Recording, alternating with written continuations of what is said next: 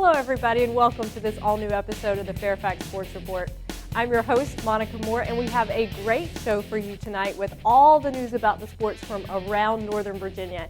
And to help me go through everything, I'm delighted to be joined in the studio by some of the best sports writers from around the area. First of all, Paul Frummelt from the Fairfax Times, Dan Sousa from Viva Loudoun, and BJ Kubaroulis, a contributor to the Washington Post. But before we jump into everything, we want to thank the folks that help make this program possible. First of all, our good friends at CCI Screen Printing for all of your screen printing needs. Also, special thanks to Craig Strabutzel for some of the fantastic photos that you see throughout tonight's program. You can get copies of this show and all of the games that we broadcast from around the region at www.pressboxvideo.com. And don't forget to check out our website for highlights on our Video Vault feature.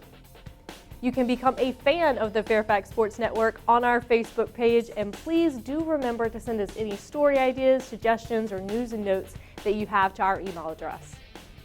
Well, as always, we'll start off with a couple of news and notes. There are actually a lot to report this week, so we'll jump into it with football news. Congratulations to a couple of standouts from Lee High School. Eric Wright and Idris Augustus both announcing their college commitments. Wright will play for Richmond, and Idris Augustus will be playing for Prairie View A&M next year. And continuing on with football news, a fond farewell to Dick Adams, the longtime Annandale Adams football coach. He has announced his retirement. Of course, he has had a fantastic career. He's been there since 1990, winning 2 state championships and 3 region championships. And he's announced that he will be staying on at Annandale as an assistant director of student activities. And Annandale has announced that they will be accepting applications and resumes up until February 4th. More college signings to report. Melanie Todd has announced that she will be playing for Lincoln Memorial in Tennessee next year. Of course, she is the West Springfield Spartan basketball standout. She's been a 3-year starter and a team captain this year. And some national news to report. Jenna Richmond from Centerville has been named to the U.S. 20 Women's National Soccer Team. They picked 20 people for the team, and Richmond is the only high school student, so a wonderful honor for her and a wonderful opportunity to get to represent her country. And finally, we definitely have to congratulate Brandon Lee from over at Parkview. He's announced that he will be playing for James Madison next year. Of course, he's had a great past 2 years starting for Parkview. Over 2,200 passing yards, over 1,300 rushing yards, 40 touchdowns. A great career for him, and he'll be moving on to play at the next level. And speaking of playing for James Madison, Josh Hogan from Woodson has also announced that he'll be playing for James Madison next season. And finally, we've mentioned this the past couple of weeks, but certainly want to remind everyone that Madison High School will be inducting new individuals into their Athletics Hall of Fame this weekend, January 30th at 6 p.m. Among the inductees, J.J. Hollenbeck, a baseball standout for Madison, who's now a member of the baseball coaching staff, and Kate Gartner, who was instrumental in getting the Madison girls basketball program on the map. And we can't forget the 1989 state championship girls tennis team. Okay, well, we will jump into some boys basketball, and I'll throw it over to the guys to talk a little bit about what's been going on over in Loudoun with boys basketball. Hey guys, Paul from the Fairfax County Times, Dan Sousa, editor of VivaLoudoun.com. So, little boys basketball, let's start things off. Freedom and Loudoun County. Loudoun County winning 55-41. Some thoughts on this game, Dan? Yeah, well, it was the beginning of the doubleheader, and the boys got to go first, and it was important for Loudoun County to win. They'd been struggling, and they had lost at Freedom. They won 55-41, and it was good to see it. Callie Brown had a big game for him, had a slam dunk. We don't see a lot of slam dunks in Loudoun. As you know, you used to cover it out there. I don't think it's a big secret, but a lot of layups, a lot of strong layups. Yeah, a lot of Princeton-type basketball, and definitely a nice game for the Raiders. Yeah, Worth Mays 16 points, Callie Brown 15 points, Chris Pratt 9 points for Loudoun County, Sean O'Rourke 16 points for the Eagles. Mark, go ahead and say the last name for me, Dan. Mullenberg. There, Mark Mullenberg with 7 points. So obviously the editor of Viva Loudoun knows how to pronounce those last names. Let's take a look at a key matchup here in boys basketball for Loudoun County. Parkview, Potomac Falls. Potomac Falls coming out with the 71-53 victory. Lucas Mihailovic, 20 points. Well, and he's the player that a lot of people were thinking he's the midseason MVP. He's just a junior, but this was a big game because Parkview is right behind Broad Run and Potomac Falls, and they had a chance. They played twice within 3 days against Potomac Falls and had a chance to maybe shake up the district standings, but they weren't able to do it. Potomac Falls only has 1 loss this season. And going right back, another matchup, Potomac Falls and Parkview, a couple days later on January 22nd. And same result, different day. Potomac Falls 72-65. Hey, Lucas Mihailovic 20 points. Brennan Chesson 20 points. He also had a big game in the previous game with 18 points. So the same people getting it done in a victory for Potomac Falls. And Chesson's an interesting player. Last year he was on junior varsity. He's made the transition to varsity and stepped right in and is scoring and is probably the second go-to person behind Mihailovic for Potomac Falls. So how good is Potomac Falls right now? How good are they playing? They're always good. You know, Jeff Hawes, their coach, he's been there since the school opened in 1997. So he just has them playing a very good brand of basketball. Mihailovic is just a pure player. And then they have Graves, a tall kid in the middle who's just a sophomore. Last year was a big freshman and gives him a true post presence. But they also just keep playing that Potomac Falls brand of basketball. Take a look at that score one more time from the January 22nd game. Ryan McCarter with 25 points, Jordan Owens 16, and J.R. Shooks with 14 for the Patriots in the Potomac Falls 72-65 win. So that is a little Loudoun County boys basketball. Back to you, Monica. All right, so let's talk a little bit about what's been going on with Northern Region basketball. And the first game that we'll focus on was an important Patriot District matchup between Annandale and South County. And you see Annandale getting the big 15-point win there over the Stallions. Annandale has been on a roll as of late. They've won 6 of their last 7, so they're certainly looking very strong at this juncture of the season. But I certainly want to talk a little bit about a couple players that stepped up for them, DeAngelo Boyce and Carl Ziegler, both having big games for the Adams in that victory. And then for South County, they also needed some players to step up because Antonio Butler was serving that 4-game suspension that he has because of violating team and school rules. And so some of his teammates having big games. First of all, Muhammad Ali Cox having a nice game for the Stallions. Actually, a great picture there for you to see. And then his teammate Nick Biberage also having a big game. So South County looking to rebound after that loss to Annandale. And let's talk a little bit about Concord District basketball now, because the Concord District has been very exciting this year. And one of the teams that I have really enjoyed watching is Centerville. I've seen them play twice this year, once in the Bulldog Bash when they defeated Langley, and then when they lost in overtime to Herndon. You see they squared off against Robinson, getting the victory 66-45. And the player having the big game for the Wildcats, Cameron Owens, 27 points, 12 rebounds, a double-double. And then his teammate Warren Denny also having a double-double. We talked last week about how Warren Denny is the king of the double-double. It seems like that's just his regular every game statistics. When you look at the scoring column at the end of the game, he's having a phenomenal game. And if you don't believe me, this Centerville team is so exciting to watch, a lot of drama. You have to go back to the January 19th game against Oakton, also a nail-biter. Centerville was behind. They came back in the fourth quarter, led by Warren Denny, won in overtime with some big free throws. They got 33 points from Denny in that contest, 18 from Owens. They have such balanced scoring. So many players on that team can hurt you, from Warhurst to Ty Singer, Denny, Owens. Owens scored 12 points in the second quarter against Robinson. So all of these different players for Centerville can really hurt you. I'm really excited to see how the Concord District finishes shaping up. Excuse me.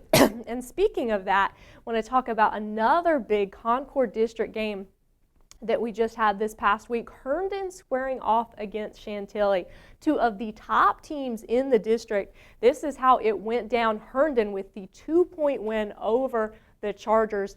The players coming up big in that one, Randall Anane, Jonathan Beltran, and Austin Hamilton. And you see they're missing from the high scorer Zach Osick. He hasn't played since January 8th. Herndon doing well even in his absence, because they've had so many players step up. It's kind of scary to think about how good they'd be if they also had Zach Osick back in the lineup. But they've really blazed through the Concord district, getting double-digit wins over everyone except for this 2-point game with Chantilly. So right now they look to be in the driver's seat, but lots of good competition in the Concord district. So that's certainly, again, a district that you're going to want to keep watching. Great shot there of Randall Anane, who's also having a great season for the Hornets. And then Keithon Savage right there for the Chargers has been the leading scorer. And Paul, you've seen both of those teams play. And so what are your thoughts about how the Concord's shaping up? Well, clearly right now the Chantilly Chargers are not the dominant force that we thought they were going to be to start the season. They're missing that one superstar. They're missing someone like, say, put a Warren Denny on this Chantilly team. They have all the parts around it. They just don't have that one superstar to bring it all together and score 30 points a game, 20 points a game, and that's what's hurting them right now. And it's great to see that Centerville and Herndon right now are vying for the top spot in the Concord district. Herndon with the victory over Centerville has the edge, but two great teams playing good basketball right now, so it's going to be fun to watch heading into the district tournament. But let's jump over to Loudoun real quick, Dan. Sure. Let's go into the Viva Loudoun boys basketball rankings. We're switching from Northern Region to Loudoun County to give everybody a chance to going back and forth to get the whole Northern Virginia. I just wanted feel. to know that Denny, does he have a Grand Slam breakfast on game days? Well, if Phil Murphy was here, he'd say, well, Warren Denny, he's open like Denny's 24/7 or something like that. You know, I'm not Phil Murphy, so I can't really do any justice. But there's Potomac Falls, 15-1, Broad Run, 16-1, two of the best teams. Anything else jump out at you? Well, Potomac Falls has broken into the Washington Post rankings, and according to the Potomac Falls people, I don't think they've ever been in the boys' rankings before. Loudoun is just not used to having basketball teams that are up there. They're ranked 2 and 3 in the state, 31 and 2 combined. So it's pretty good. Stonebridge is having a decent season, 11-5, second place right now in the Liberty, but yet they're stuck in third place in our poll. Let's switch back to the Northern Region for a second and look at the Northern Region Elite 8 for boys basketball.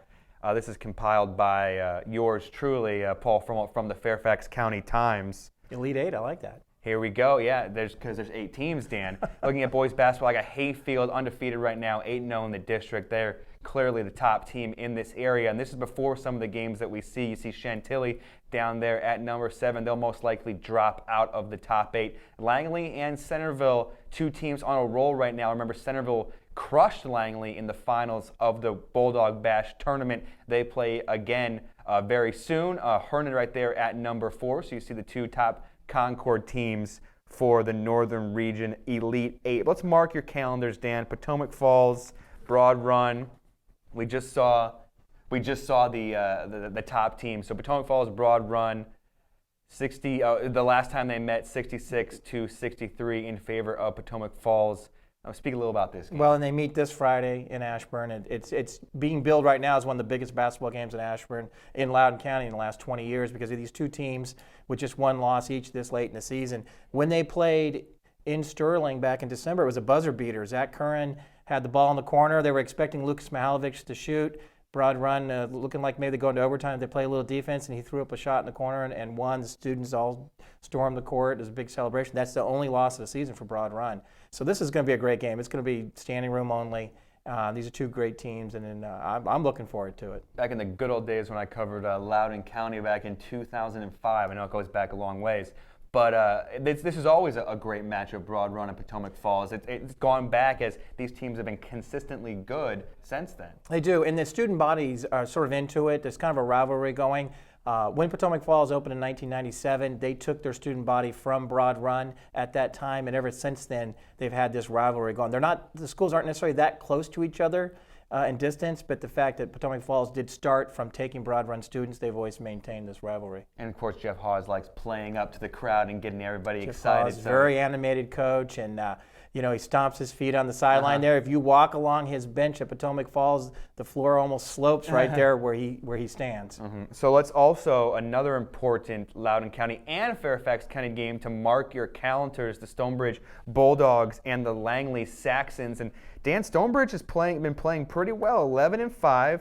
They're playing a Langley team that's 13-2. I'm sorry, a Langley team that's won back-to-back Liberty District titles, but Stonebridge might have a legitimate shot here. Well, they do, and this is their chance, really, because they're down by 2 games with just 5 to play, and they really need to, Marshall's in that mix too. So, right now, Marshall's going to be rooting for Stonebridge on Friday night. They need to hand, somebody needs to hand Langley 2 losses to kind of throw the thing into a race. And so Langley, they can go to Ashburn with the win there. They pretty much would knock Stonebridge out of a chance to win the district championship. So more on the Marshall Statesman boys basketball team later in the program with BJ Kubarulis. But just this 3-headed monster we mentioned in the Concord district with Herndon, Centerville, and Chantilly still trying to hang on. Same thing in the Liberty district with Langley. I mentioned back-to-back Liberty District titles.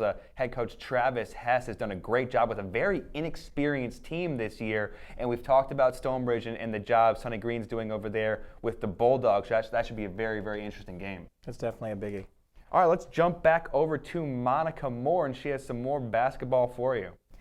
All right, well, now it's time to talk about the 2 Verizon Fios games of the week from this past week, and they're both girls basketball. The first one we're going to talk about is South Lakes Marshall, which happened last night. And before we go into the highlights, I want to set this game up for you a little bit because lots of new faces on both of these teams who just want to orient you because, of course, South Lakes had that fantastic club last year. They had Kelson Mainers, who led that team to a 19-4 record. They were the Liberty District regular season champions. She graduated and has moved on to Livingston College, where she has been Rookie of the Week 3 different times for the conference. So she is doing quite well. She's also a teammate, by the way, of Kalia Boston, the former T.C. Williams standout. So both of those 2 former Northern Region greats playing together at Livingstone College. But back to South Lake. So people were wondering how Christy Winter-Scott's team was going to be this year after losing all of that senior talent. Well, let me tell you, they've been quite phenomenal so far. They're led by 3 freshmen who all start. Zoe Beard-Fales having a great season so far, as well as Gabrielle Schultz, Tremba, all having great seasons, Marlena Tremba.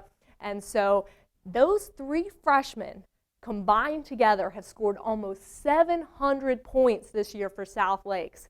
So that's how they're doing. Now, Marshall, on the other hand, also has 7 underclassmen for that club, including Jordan Light, who has been great for them so far, but they do have the senior leadership. They have Teresa Hackett, who's been strong for them all year. So that was how the matchup was going to be. South Lakes defeated Marshall the first time these 2 teams played by 15 points. And then last night in Reston, they squared off again, and we'll show you the highlights of how this game transpired. So first of all, you see they're getting off to a quick start. It was Marshall in the early goings. Hurlbert there from the corner. Marshall likes to shoot from behind the arc, but they're a big steal by Marlena Tremba. That's one of those freshmen that I was talking to you about. She has also been good from behind the arc all year, even though she struggled a little bit early on in this one. There's Waldron with the shot, and then Carly Zirkle with the putback. She's another one of the seniors for the Statesmen, and a nice offensive rebound there by Teresa Hackett, number 22. You'll see her a lot during these highlights. Zirkle there losing the handle. This game had a lot of turnovers. That was another thing that you'll definitely notice. There were a lot of turnovers, but a lot of good defense was played, and there is Zoe Beard-Fales. You are going to see a lot of her over the next few years because she is really special. And also special right there, you see Natalie Kendall having a big game. She's one of the few seniors for that South Lakes team, but she stepped up when her team was struggling a bit against the Statesmen. There's Tremba going for 3. That one fell down, even though, as I said, she did struggle a little bit from behind the arc. There you see her getting a big rebound, but then taken away by La Barbara. Now you'll see the Statesmen light up from behind the arc. That's Greenwood, number 40. We didn't necessarily expect for her to take that shot, but she knocked it down. And then Ashley Sutton, another one of the upperclassmen for the Seahawks. So they do have a couple of upperclassmen surrounding those freshmen. And that was Jordan Light. I talked to you, oh, sorry, that's Teresa Hackett. You'll see the Jordan Light 3-pointer coming up in just a little bit. Battle for the ball right there. And this one really was a battle. It was neck and neck throughout most of the game, but then Marshall just started breaking away based on their 3-point shooting from behind the arc. They relied on that shooting. They lived and died by that shooting, but in the end, it paid off for them. There you see another battle for the rebound. Both of these teams really getting into it near the end. Nice steal there by Beardfeld. You see her look quickly ahead. That's freshman to freshman, everyone. 24-35, both two of those outstanding freshmen, and then another freshman. Jordan Light knocking it down from the corner. She hit 2 big free throws as well. So here you see we're nearing the end of the game. Southlake's trying to be conservative. They turned the ball over. That's how the game went for them all night. So many turnovers for Southlakes. The story of the game, Teresa Hackett having the big night, number 22, 22 points for Teresa, and then Zoe Beardfeld, leading scorer for both teams, 27 points. A very scary moment in that one where it looked like Beardfeld might have injured her knee, but she was able to come back and rejoin her team during the fourth quarter. So hopefully all is well with her. And so, Paul, what were your thoughts about how Southlakes looked during that game? Well, I didn't expect Southlakes to look that sloppy. They looked like freshmen for a lot of the time, and a lot of mistakes and a lot of traveling calls that obviously Christy Winter-Scott didn't agree with. There was something that the Southlakes as a team was doing somewhere in between a travel and not, that the refs were calling, and a lot of turnovers from penalties, traveling calls, and also on the fast breaks, it just looks like they're going up expecting to be fouled, just expecting to go to the line. They're just throwing the ball up. And Marshall, to their credit, was not fouling, so they were just throwing the ball up, and it was missing. They're missing a lot of open layups. But let's jump to an interview that I did after the game with our player of the game and head coach Noelle Klippenstein. Well, Klippenstein and Teresa Hackett. Teresa jumped out to, Southlakes jumped out to a big lead in the previous game. This time you guys stayed close. How big is this victory? It's pretty big because it's the first time most of us are getting healthy and we're starting to come back and get a little more organized. So it's a good start, and hopefully we'll keep it running. 18 points for you. A lot of different players on this team contributed. Talk about the offensive production you guys were able to do, especially from three-point range in the fourth quarter. Well, in the beginning we were struggling a bit with the threes, but we came out at halftime, practiced a little bit, and started getting some good passes, and they just started flowing. So it's good. Coach, how big is this win? This is really important for us because we were struggling at the beginning of the season with injuries, and finally after the break, when we got pretty much in a big hole with the district standings, we've lost 4 points to Madison.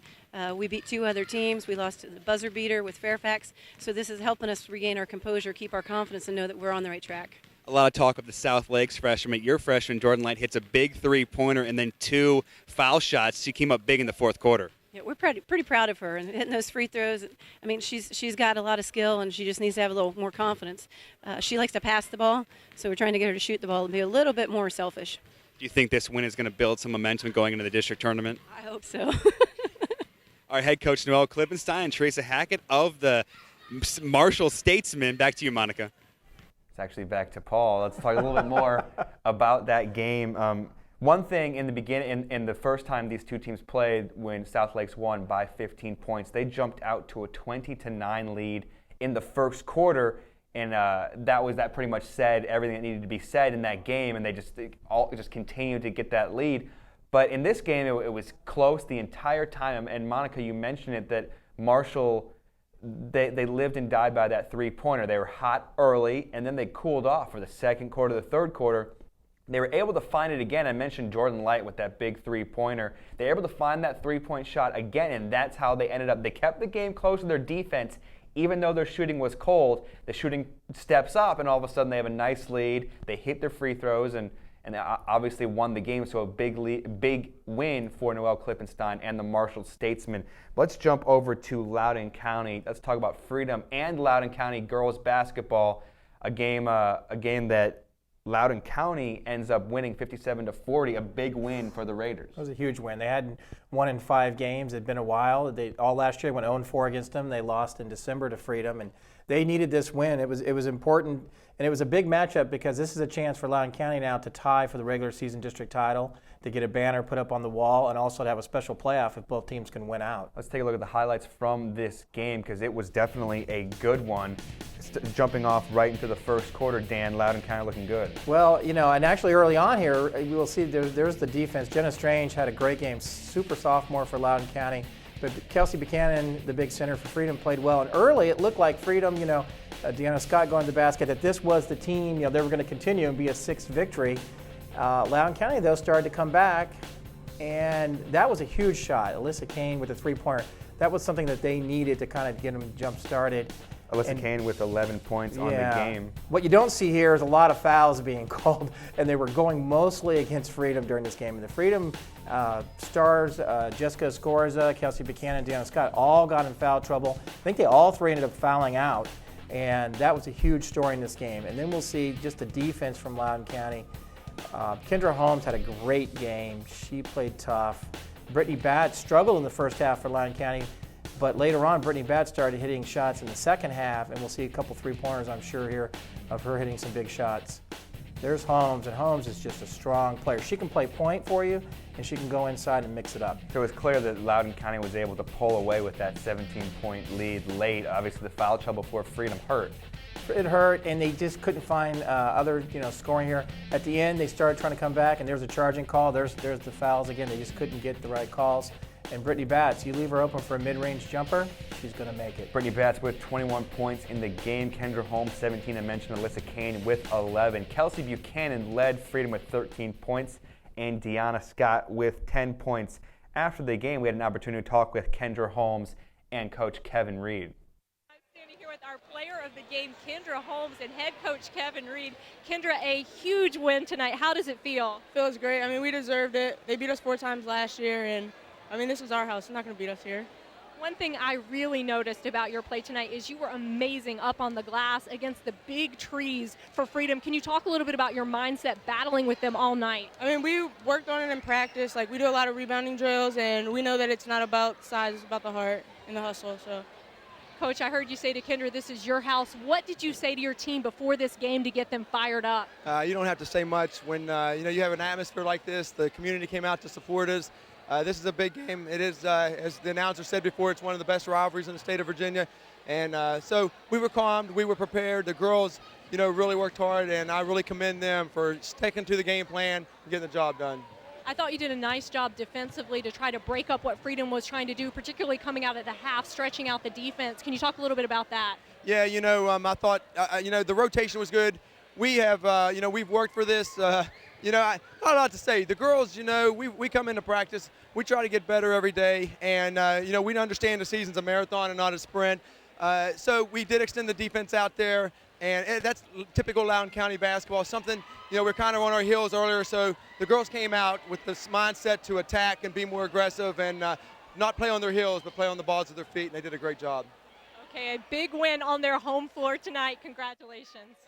So Loudoun County with the big victory over Freedom. Big win for the Lady Raiders. Let's stay with girls basketball. Jump over to the northern region. Monica Moore will set you up.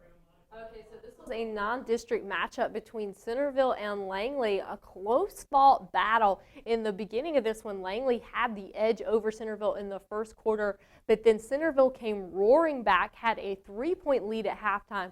But the player of the game for the Wildcats was Erin Mader. She had 14 points in the fourth quarter and in the overtime period. She hit the 2 big free throws that helped send this game into overtime with 3.2 seconds on the clock.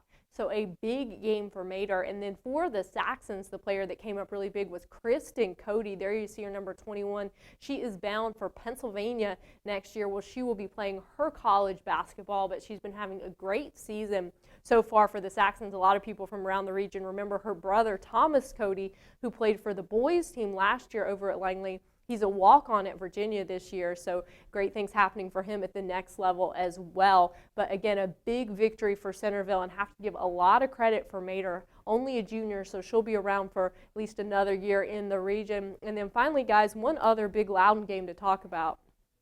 Yeah, Deanna, huge broad run Heritage with the 3-point victory. So we see here 45-42 Heritage. Well, and what do we say about Heritage? They're always saying, can you please put us back in the Dulles District? Because this is a non-district and used to be a big district battle, Heritage being in Cedar Run, going up to AAA. And, the struggle, there's some Stonewall Jacksons in that Cedar Run, a team that you've covered before.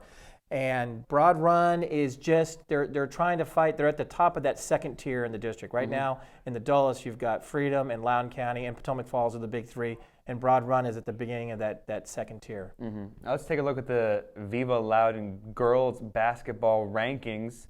Excuse me. You see Loudoun County right there. I mean, change at the top. So Freedom had been number 1 all year. We put Loudoun County by victory up to number 1, and we actually moved Potomac Falls up this week. They went into 3rd, replacing Stonebridge. Stonebridge had a couple of district losses in the Liberty last week, and Potomac Falls has been playing well. Loudoun Valley there at number 5 at 10 and 5. Now let's stay on your toes here. We're going to jump back to the northern region. We're going to give the Elite 8 for girls basketball in the northern region. Oakton, they did have a loss a week back, but they are still number 1 at 15 and 1. West Springfield, I saw them have a nice victory over South County. They are 13 and 1, 7 and 0 in the Patriot District. You see Edison there, 14 and 1, 8 and 0 in their district. Westfield 13 and 3, 4 and 1. Mount Vernon, South County, South Lakes. That will change after the loss they suffered to Marshall and Chantilly at number 8, 10 and 5, and 3 and 2.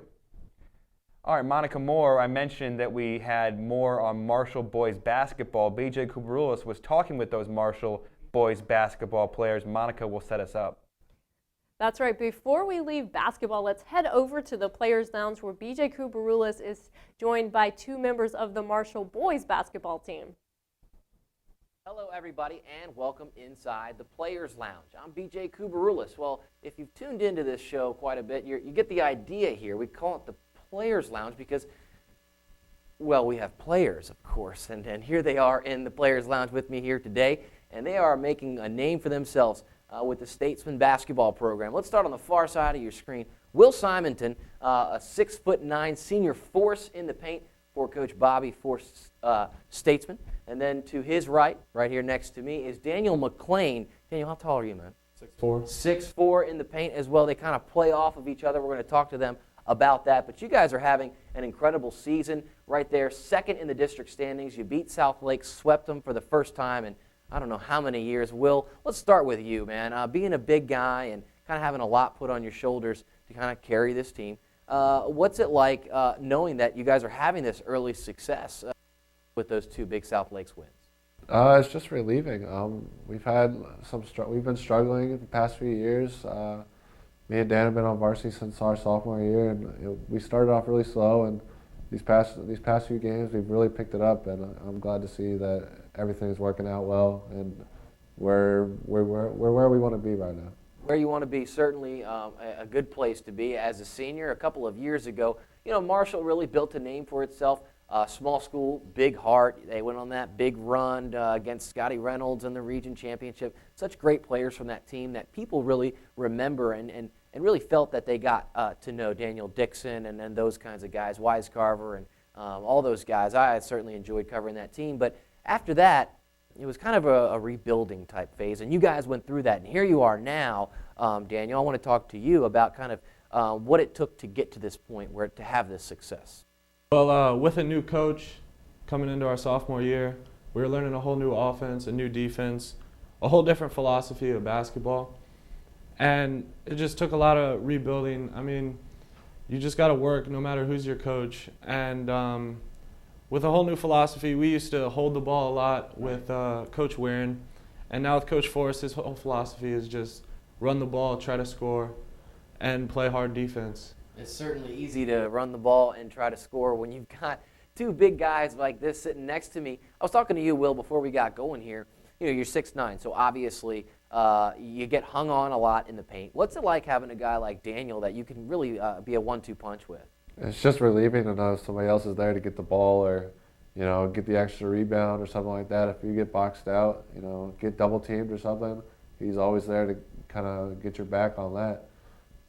So it's just nice to have him around. Statesmen are 9-7 and 7-2 in the Liberty District. Big game coming up this week. What's the next one on the docket, Daniel? On Friday we have McLean at home, which is going to be a really good game. The head coach is actually our old JV coach, so it's going to be really interesting. We beat them at their place last time, so. Yeah, Roller's doing a good job, kind of slowing down the ball, some things that you guys were used to at Marshall, so that'll be an interesting matchup. All right, you guys play together AAU with the Tar Heels this summer on the off season. I want you, Will, to take a second and describe to me Daniel as a player. What's the scouting report on this 6'4" inside-outside threat here?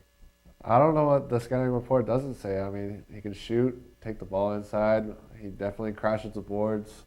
He leads the team in rebounds, averages a double-double. So, I mean, there's not really much you can't say about him.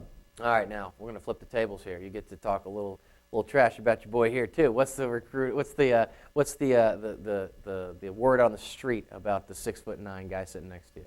Well, he whenever he's playing, I mean, even if you have a body on him, he's going to get the ball. When the past game, there's like a big kid, and Will would just get the rebound over him. Even if he boxed him out, it's just always nice to have a 6'9" kid. And what we'd like to do is go high-low a lot with us, because I like to shoot the mid-range jumper and he likes to post up. So, I mean, Will with his good post moves, and if somebody's going to go up with the ball, he's either going to block it or there's a really low percentage that he's going to make the shot. Yeah, and Coach Bobby Force, I got a chance to speak with him, and he said that you guys are having kind of a block party on the inside. He's kind of, I'm sure, altering shots, and they're falling into you, so you're tossing the ball out. So certainly fun to watch you guys play. Best of luck coming up. Real quick before we let you go, what's the recruiting landscape look like for you, big man? 6'9", you got to have a lot on the table. Just a couple of D3 schools, some of the top in the country in D3. Had a couple of D1 interests at the beginning of the season, so kind of waiting to see what happens there. But options are really open right now.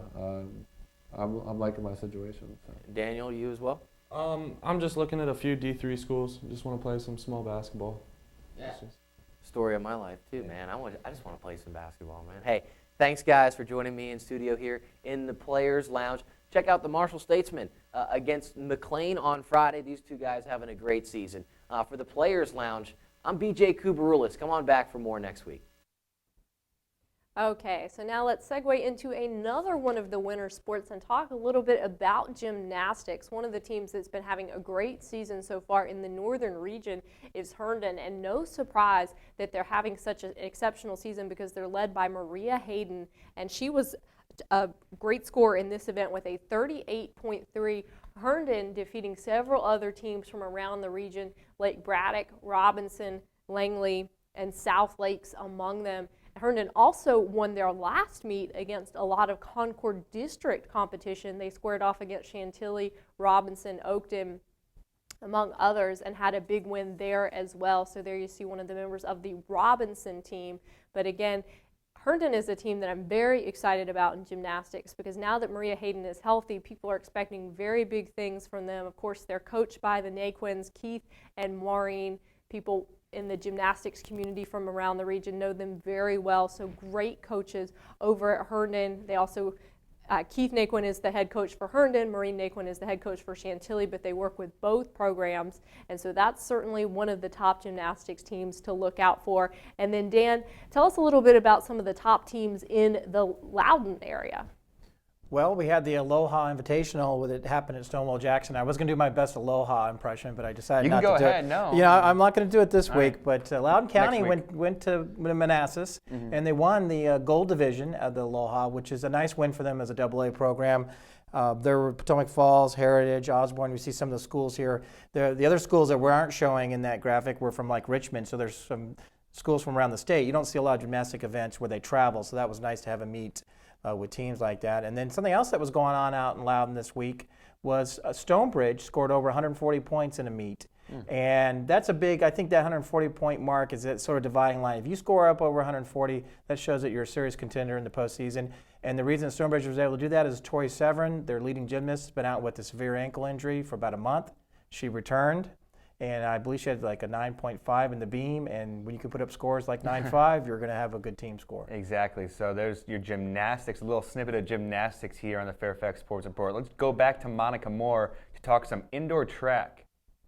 Lots of big news happening in Northern Region indoor track this week. The first thing that you have to talk about is Centerville, because there was a lot of news from their indoor track team, and you have to start with Yazid Zuaimia, because he ran the 2-mile at Liberty University this past Friday, 9 minutes, 16 seconds. If you think that's an impressive time, you are absolutely correct, because at that time it was the second fastest time in the nation this year. So amazing time for him. And then 2 of his teammates also having big days. Chris Lee is a sophomore, ran the mile in 4 minutes and 45 seconds. And then Chan Young Lee is only a freshman and ran the mile in 4 minutes and 46 seconds. That is the 4th fastest time by a freshman in the state of Virginia this year. It was good enough to qualify him for the freshman mile that will happen later on this year at the Nike Indoor Track Championships in Boston, Massachusetts. And so lots of phenomenal athletes for Centerville. They're certainly looking to be one of the favorites in the Concord District meet, which is quickly coming up. As you see, they're happening at the Prince George's Sportsplex. So that's going to be a great meet. It always is, because the Concord District has such amazing indoor track teams. Now let's switch and talk about one of the teams from another district, South Lakes, who also had a big event this past weekend at the Kevin Dare Invitational. One athlete that they're very excited about is Sean Price. You see there in the triple jump setting a new school record for South Lakes, and then their relay teams as well have been doing exceptionally well. The 4x400 got a state qualifying time, so a great event for the South Lakes team. Okay guys, so now let's switch over and talk about a couple of the other winter sports, starting with wrestling. Yeah, looking over at wrestling, the Loudoun Valley duels held on January 22nd through the 23rd. The Westfield Bulldogs getting a big win. They went 8-0 in those duels. You see Freedom there, 6-2. Osborne from the Northwest region. There's Valley. There's the host at 3-5. Well, and this was an incredible duels. They really upped the meet. I mean, it's been good in the last couple of years, but this year Urbana, Maryland was there. Reservoir, Maryland was there. They had North Stafford, and it was incredible. What we're seeing here in the graphic is just some of the local teams, but Westfield beating Urbana, Maryland, that's a big victory for them, and it makes them a legitimate power in AAA. Well, they certainly are. These Westfield Bulldogs battling out with Robinson for the top spot in the Northern region. A great victory for the Bulldogs, all that they're just stocked with talent this year, so it's nice to see them to continue to improve. Well, and I also like to put a plug in there for Rob Paterio, the new assistant athletic director at Loudoun Valley. I think we're seeing a little bit of his influence. He was a very successful wrestling coach at Potomac Falls, and then he's moved over now, and he's definitely, wrestling is going to be a very important sport at Loudoun Valley. Let's take a spotlight real quick here on Kaylee Rosenberg.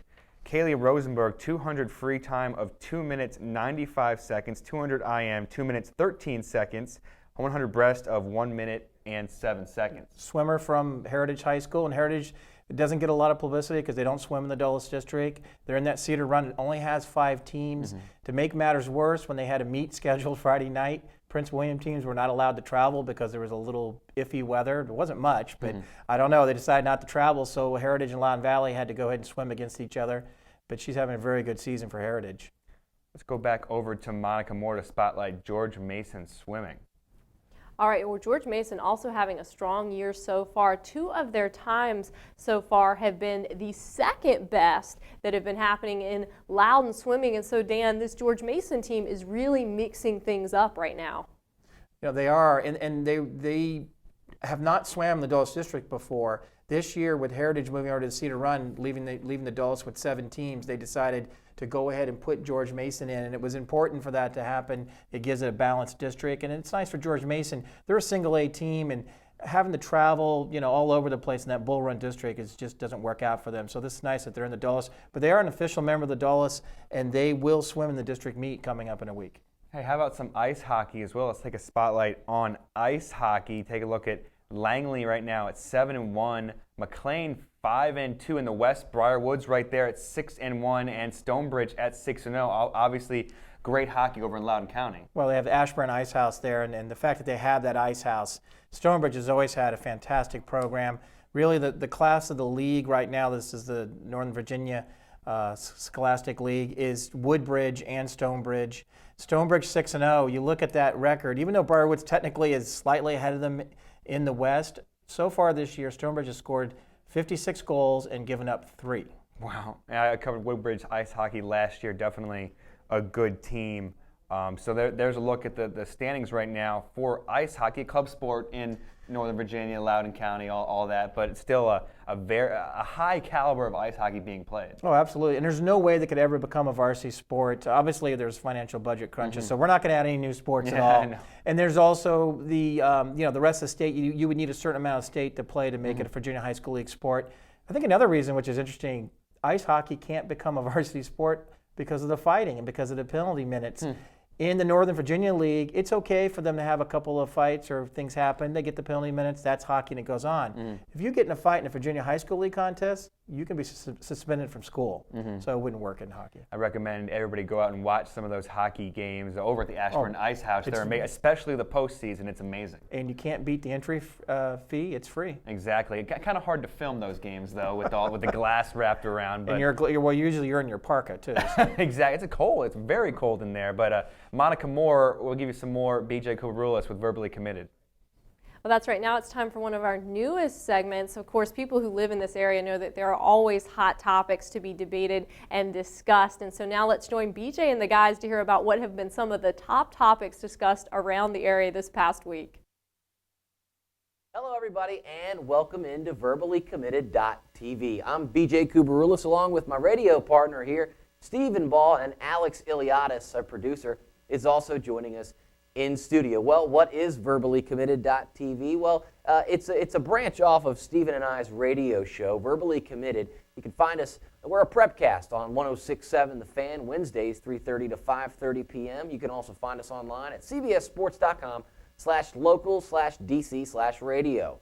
You can also find us on Facebook. You just type Verbally Committed into your search bar. The fans are continuing to flock to the Facebook page, Stephen, and we're having a lot of fun with the show. Speaking of having fun, Alex Iliadis is going to get us started on our debate here, Stephen Ball. All right, let's roll right into it. We're going to talk first now about the Fairfax County Public Schools. In May, there could be a proposition that would cut freshman sports from most all the Fairfax County Public Schools. We're going to debate that a little bit. BJ thinks that the freshman program is very valuable, while Stephen wants to say that, well, JV and varsity is enough to get it done. Stephen, take us into this one. Well, I think it's not that big a deal. There aren't a lot of schools that have freshman programs anyway. Yes, there are some in the DMV area, but if you go farther out, I mean, I know my school didn't have a high school or a freshman program, and the reality is this isn't intramurals. Everybody doesn't deserve a shot anymore. That's what Pee-wees are for. That's what some of these youth leagues are for. The reality is it costs money to have a freshman team. You have to pay for them to get to away games. You have to pay for uniforms. You have to pay for insurance. I mean, these are all costly expenses that aren't needed. All right, well, you say that just because you didn't have it at your high school doesn't mean they can't have them at another high school. You grew up under a rock in the middle of southern Maryland, my brother. We're here in Fairfax County, man. This is where kids need the opportunity to get the opportunity to grow, to then play JV, to play varsity, and that's where that starts. Now, here's what I'm kind of worried about is what's going to happen to that flow of kids that were slated to play freshman sports. Are the local organizations, the youth groups, going to start charging more money to put these kids into their system to kind of absorb that shock? These are things that I've gotten a chance to talk with Fairfax County Athletic Director Bill Curran about, and there's still a lot to be done. By May, we could have a decision on this that chops off a significant amount of sports, including indoor track, which could also be on the chopping block, Stephen. So there's certainly a lot left to be done. Well, I think obviously there is a concern about letting these kids have an opportunity to play. But I think the point you made about this being a training ground or a proving ground for high school athletics, it's not. That's what JV is. Varsity is the big boys. That's where you play for wins and losses. JV is the time where you learn. JV is the time where you play with your teammates. All right, speaking of teammates, let's get back to Alex Iliadis. Thank you, BJ, and good teammates both of you do make. We're going to get in now talking about the big high school doubleheader in WCAC basketball this weekend. American University is hosting Good Counsel versus O'Connell, and that is the first game. We're going to debate a little bit who's going to win the second one, which is a little bit more of the big ticket that night. DeMatha versus Gonzaga. BJ, start us off. All right, man, look. You got a chance to see DeMatha recently, and you think that this is obviously a power. Our boy Quinn Cook, that many of you have heard on our radio show, Verbally Committed on 106.7 The Fan. But you seem to think there's a chink in their armor. They're one of the top-ranked teams in the D.C. area, according to the Washington Post. I still think they're solid. I like Steve Turner and the Gonzaga Purple Eagles, but I think that Quinn Cook, Jerian Grant, Victor Oladipo, these are all top recruits. I think they got too much for Gonzaga to handle. Well, it's not that I think DeMatha is a flawed program by any stretch of the imagination. I just think they've played 5 games in 10 days. They're coming off their first loss of the year 3 games ago to Mater Dei, one of the best teams in the country. They played that game in Cleveland.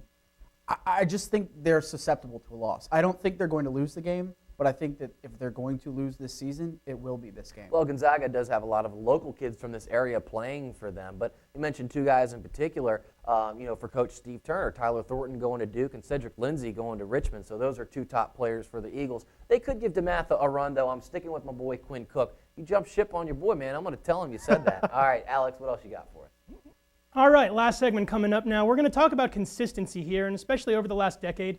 VerballyCommitted.tv here, we have what we like to call our big 3. Got the Maryland Terps, we have the Virginia Cavaliers, and of course the Virginia Tech Hokies. I want to talk a little bit about who of those 3 has been the more consistent program over the last decade or so. Stephen, take us away. Well, I think obviously if you're looking for wins and losses, you're going to go with your side, which is Virginia Tech. Now, what we're talking about now is recruiting, and the reality is this. Right now, Maryland is an inconsistent program, but they've still got the 31st or 34th ranked recruiting class in the country. Now, that's without wild cards. Ari Kuanjo from DeMatha, a massive offensive lineman who's got offers from Alabama, USC, California, all these major programs. Maryland's a big factor in that. And then you've got McNamara wide receiver Brandon Coleman. We've talked to Brandon. Maryland, right now it's between Maryland and Rutgers, and he's going to make his decision tonight with Ralph Regin in his house for dinner for a home visit. Yeah, certainly that's an interesting character to watch. Brandon Coleman had joined us on our radio show, Verbally Committed. Look, I think you make a good point. I think there's a lot going on with the Terps, and they're headed in the right direction. Recruiting class rankings aren't something I necessarily subscribe to. I think it's kind of a flawed system where you're trying to rate a kid who's 17 years old and hasn't accomplished anything at the collegiate level. However, I will say this. Frank Beamer, within the next 2 years, just at Virginia Tech, will go over the 200-win mark in his career. Okay, he's bowl game after bowl game for the last 15 or so years. He's been at Tech since '87, and he has built that program. Interesting to say, though, in '72 he was a grad assistant at Maryland, so he's lucky to have jumped ship while he still could. But I will say this. Virginia Tech, and bringing it back to our local Northern Virginia sports report here, Cody Grimm was a guy out of Oakton that everybody passed on.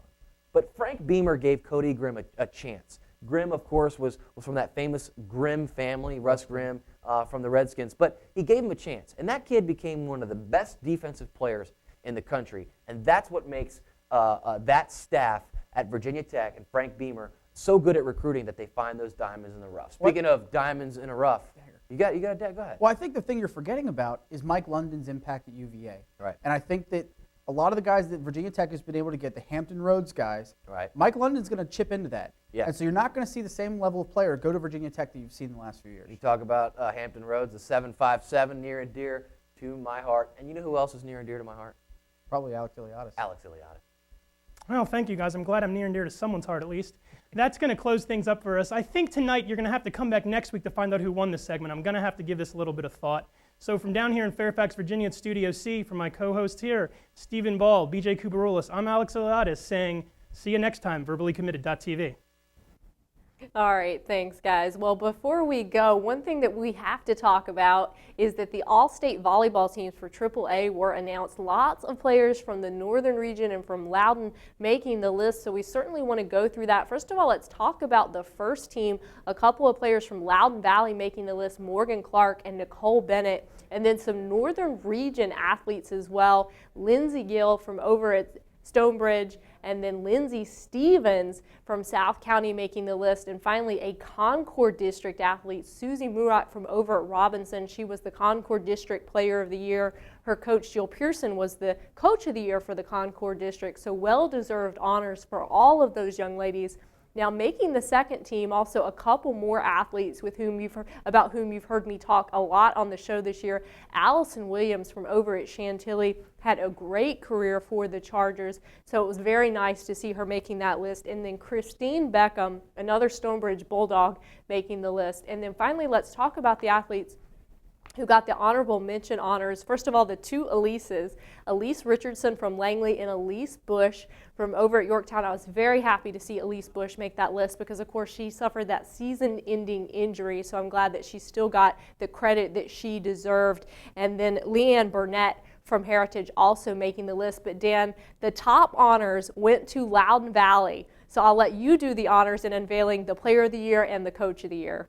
Well, Morgan Clark, the Loudoun Valley, wins the state title, and she's honored with the Player of the Year, which kind of makes me excited because she's a great person to work with. She's actually been a student reporter out in Loudoun for us at certain times, but a great volleyball player and helped lead them. And then Laird Johnson, the longtime coach for Loudoun Valley, is named Coach of the Year, so congratulations to the Vikings. And then in the AA, Loudoun came away with even more honors because in the AA level, Julianne Hanna, who led the Loudoun County to a state championship, because out in Loudoun we had county and valley win back-to-back state championships. Stop bragging. Yeah, AA and AAA. It's the hotbed of volleyball. So Julianne Hanna, who went to the state finals all 4 years of her high school career, winning 3 straight state championships, was named Player of the Year. And Jared Brown, how's this for a twist? He's the assistant coach for Loudoun County. He's named Coach of the Year. Please His explain. sister, Jenica Mathias, went on maternity leave during the season. He took over the program, guided him to the championship, and she came back for the postseason. But she put his name in for the district Coach of the Year because she felt like he had led them during the season. He should be Coach of the Year. He makes Coach of the Year for Dulles District. He makes Coach of the Year for Region 2, and now he's Coach of the Year for AA. Very, very nice. Some more breaking news out of Loudoun County. Well, it has to do with the 16-year-old from Hamilton, Virginia native, Ashley Caldwell, who just made the U.S. Freestyle Olympic team, will be in Vancouver next month. She is an aerial specialist, and she's a former gymnast who used to compete at Apex Gymnastics out in Loudoun. She doesn't go to school in Loudoun anymore. She's pretty much devotes a lot of her time to her sport, and she does some correspondence type of schools, but she's known in Loudoun, and everyone's going to be rooting for her. 16 years old. She wasn't supposed to make the Olympics for about 4 more years. She's ahead of schedule, and it's going to be interesting to see what she does in Vancouver. All right, that was your last bit of news. Let's look ahead. Monica Moore will set us up for our games of the week. That's right, 2 big games coming up that we certainly want to highlight, the 2 Verizon Fios games of the week. We've already talked a lot about that Potomac Falls at Broad Run matchup. That's certainly one that you're going to want to keep track of. It was very exciting last time. We're expecting big things this time. And then Briar Woods next Tuesday squaring off against Freedom South Riding. Both tip-offs at 7:30. A couple more upcoming games that will be Verizon Fios games of the week in future weeks. Stonebridge at Fairfax, Broad Run at Briar Woods, and Herndon at Chantilly. Well, before we go, we certainly want to thank the folks that help make our program possible. First of all, our good friends at CCI Screen Printing for all your needs, Craig Sturbutzel for those fantastic photos, and of course you can get copies of this program at PressBoxVideo.com. Check out our website as well as becoming a fan of this program on our Facebook page, and don't forget to send us any story ideas that you have. Well, thanks so much for joining us. We'll see you next week here at the Fairfax Sports Report.